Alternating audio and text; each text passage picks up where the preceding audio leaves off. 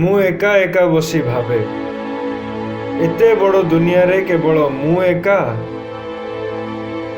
ନା ସମସ୍ତେ?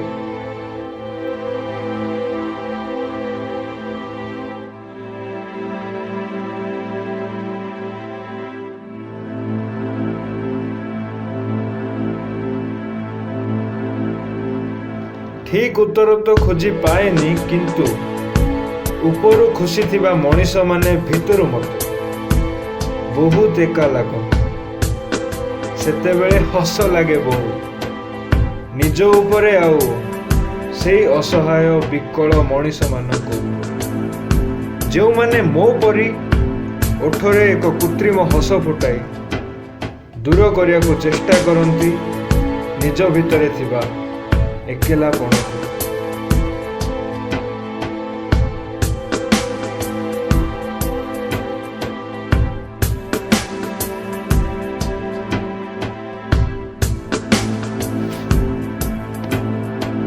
ସମସ୍ତେ କୁହନ୍ତି ମୁଁ କାଳେ ରହସ୍ୟମୟ, ମୋତେ ବୁଝିବା ଭାରି କଷ୍ଟ।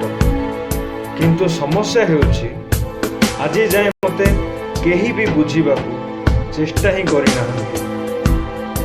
କେବେ ବୁଝି ନାହାନ୍ତି କାହିଁକି ମୁଁ ରହସ୍ୟମୟ, କାହିଁକି ହସି ହସି ଲୁଚେଇ ରଖିଛି ଏତେ ସବୁ ରହସ୍ୟକୁ ମୋ ହୃଦୟ ଭିତରେ। ପିଲା ଦିନୁ ସ୍ୱପ୍ନ ରାଇଜରେ ହଜି ବୁଲୁଥିବା ମନଟିଏ କାହିଁକି ପାଲଟି ଯାଏ ଏତେ କଠୋର ଓ ରହସ୍ୟମୟ? ଦୋଷ କାହାର ଓ ଭୁଲ କିଏ?